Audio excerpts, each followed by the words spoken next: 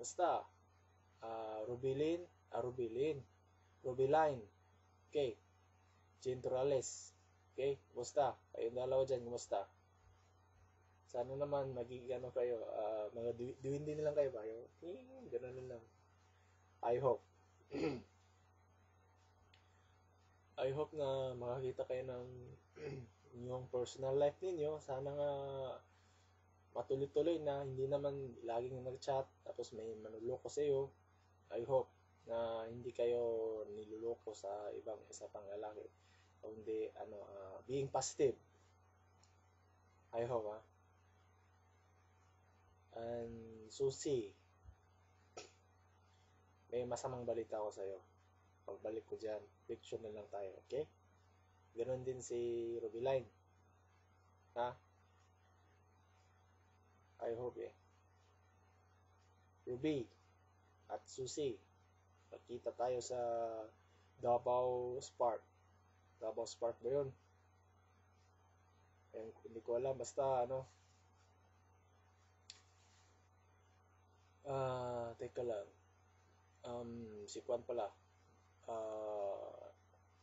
Rubilin Curilla. Kumusta ang trabaho mo? Siguro okay na sa'yo dyan, di ba?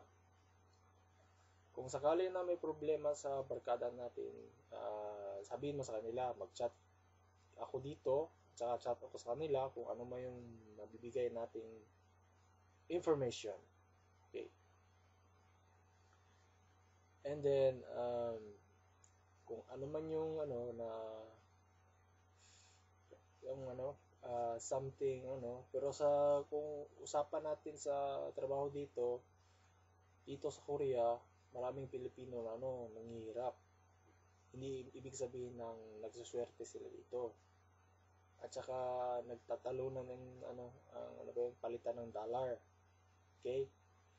Ang ibig ang sahod ng dito sa Korea, halimbawa, ang sahod nila 1 million won to convert $1,000 dapat yun. Ngayon, bumaba na lalo. Ang won ngayon, 1.5 million won, convert $1,000. Tapos ang sahod nila 1 million won lang. Kulang, di ba? Tapos sa Pilipinas pa, yun, medyo mas grabing kulang pa. Wala tayo na diretsong convert galing sa peso, kundi kadaanan pa sa US dollar. Lahat ng bangko dito convert pa ng dollar, hindi peso. Kaya nga masakit ang ulo Hindi walang direkta. Kung magdirekta man siya, maliit masyado.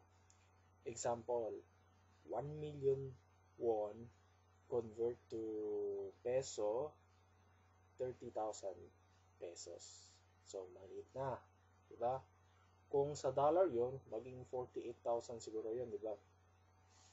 Yan ang Then, medyo mahirap sila ng situation nila dito.